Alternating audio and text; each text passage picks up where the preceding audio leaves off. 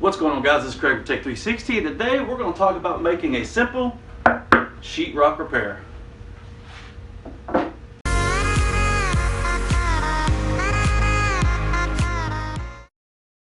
Alright, so first and foremost, thank you for clicking on this video. Let's get into it. So let's say this can work for your home, this can work for at work, depending on whether you work, like apartments or hotels or whatever. Now this just kind of show you from point A to point B how to fix a hole, how to texture and get it painted, and so it looks like nothing happened. I'm going to show you right here on this piece of sheetrock here that we have. This regular old piece.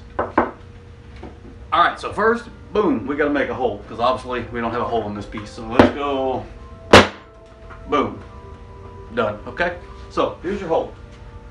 Now, let me bring you over here, and I'm going to show you what you're going to need to do next. Alright, so here's your hole. So this is going to be the spot that we work on. I'm going to leave it in here where it's open on the bottom, so I can get where it's kind of like working in a wall. This is going to be for, like I say, the studs right here and the studs right here. You have nothing to, and you don't really want to replace the whole piece. You can just replace this little spot. So first thing you're going to want to do is you're pretty much going to want to make a square, around it. Let's say, let's do a 4x4 square. How about that? Let's go.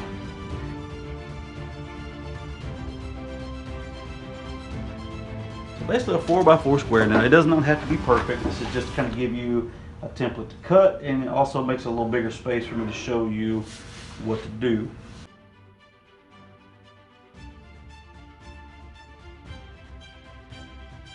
And once you get your square made, it's kind of, you may want to measure it one more time just to kind of double it up, or just kind of double check.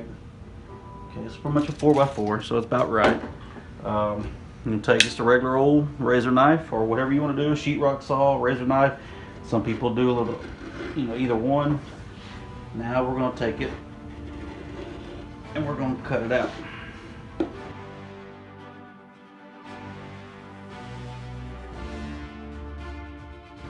Alright, so you can, once you get it pretty much cut out, now like I said, you don't have to cut it out with a razor blade. You can cut it out with a sheetrock saw, whatever you want to do. I just always use a razor blade because to me it makes a cleaner cut, because a sheetrock saw makes the edges kind of jagged, and like basically you'll just either push that into the wall or you can take it and pull it out like that. So this is the piece that we're going to replace. Okay, so then I'll show you what to do next. And then once you get it all cut out, then we're going to get another piece of sheetrock of the same size, just an extra piece, and we're going to keep this piece. And then let's just say, like right here, perfect, in a perfect world where my corners are straight on this piece right here, you can just put it right up there. So that's why I try to keep them straight so it lines up fairly easily. You're going to mark it, like that, and that's basically going to be your piece. And once again, we're going to cut this one out.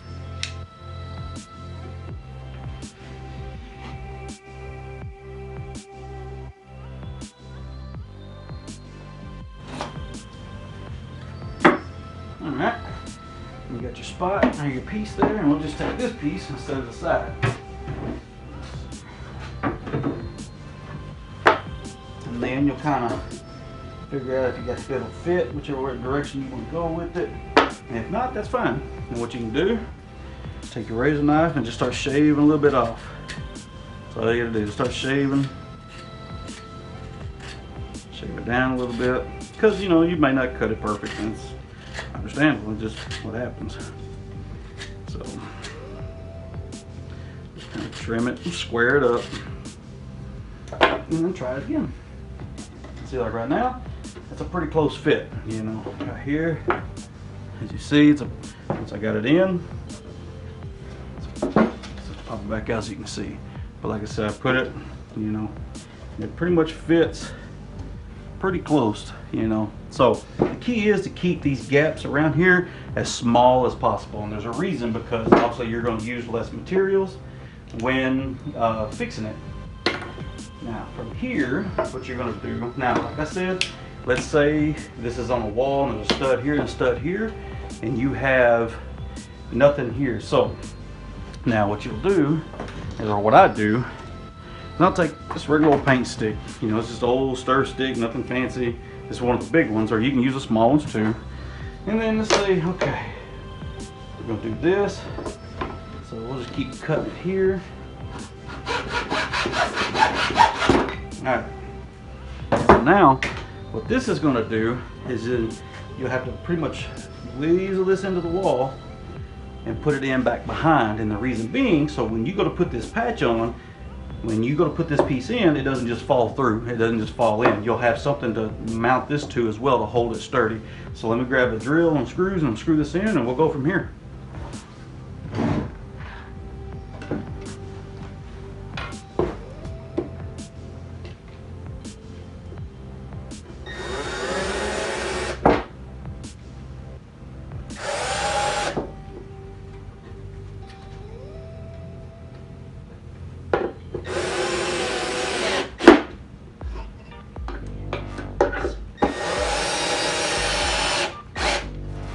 Alright, so now as you see, I got a piece right here. Now, also remember with these screws right here that you put in, try to sink them. And what it means is when you go to screw them, try to push them into the sheetrock a little bit. Don't push so hard where they go straight through, just push them in to where when you go to mud and sand, all this stuff like that, these tops of these heads aren't sticking up.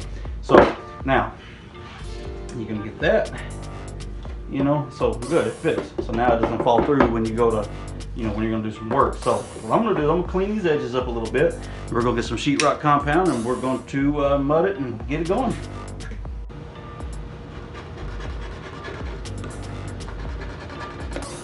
Right here, like I said, all I'm doing is kind of clean up the edges, getting kind of the furry stuff off here, and clean the edges of this stuff a little bit. Some of the loose stuff off. And then you take this and just put it in just like that. And it fits pretty snug. Now, next thing you can do, a nice friend of yours, is just some regular old compound adhesive, or not adhesive, compound, sheetrock compound. You can get this at Home Depot. It's the green lid. It's just regular old sheetrock compound. It's already mixed up, ready to go. So you can just go in there, dip you a little bit out. Like I said, less is more. So you know, and obviously the more you use, the longer it's going to take to dry, and the more sanding you'll have to do. Now, some people like to put tape in bed, or they like to put mesh and all that stuff on it. Me personally, I don't, just because for one, you know, I don't really see a point in it personally. Yeah, like I said, you'll put it on here, you know, and it almost kind of, you know, if you look at it now, it's almost kind of disappeared. You almost don't even see it.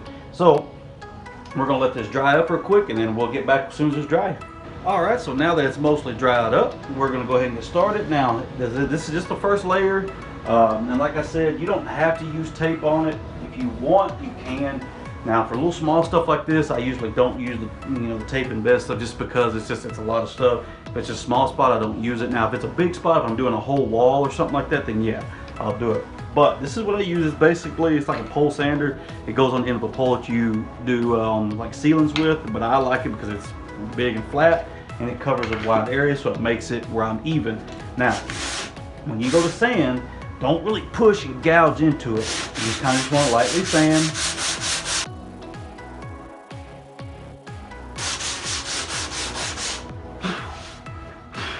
And you can sand too much, so do remember that. So you want to be careful on how much you sand.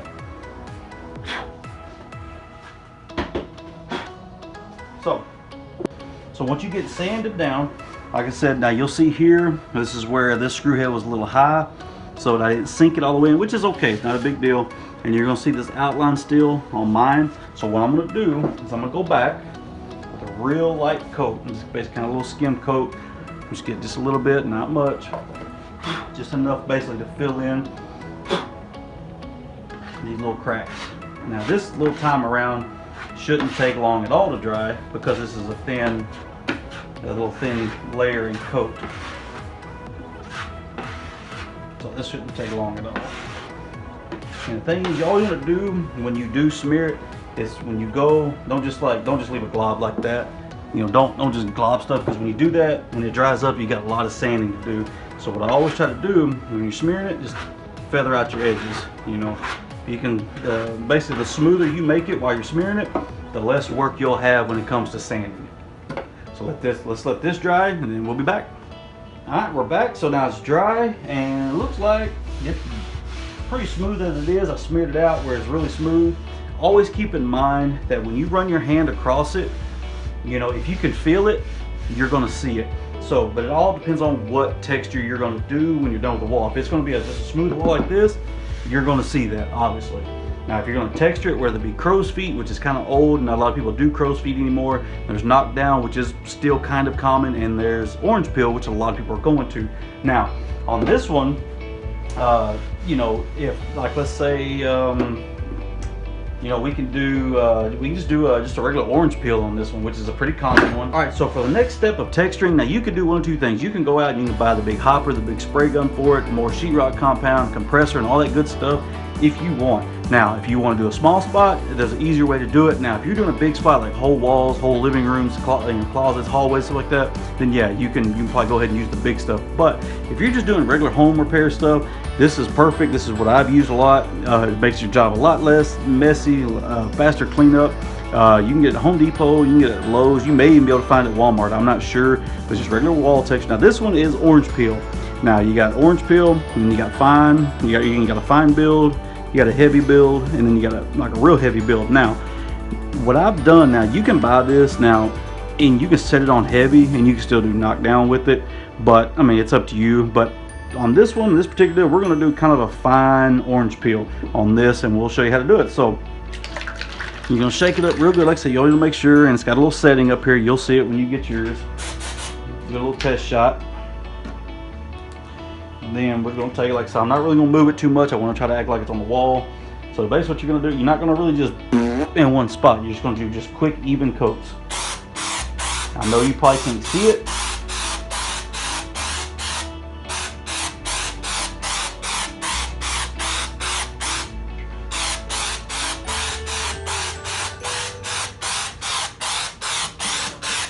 And that's it. So let me pick it up, see if you may not be able to see it. You may kinda.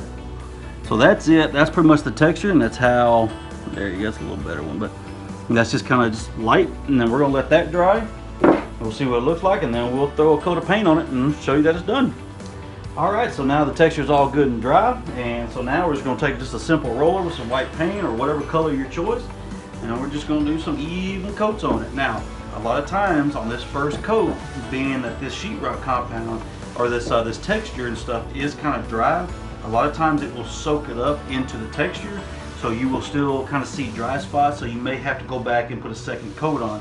Depends on how heavy you put it on the first go around. So, I'll go ahead and do this.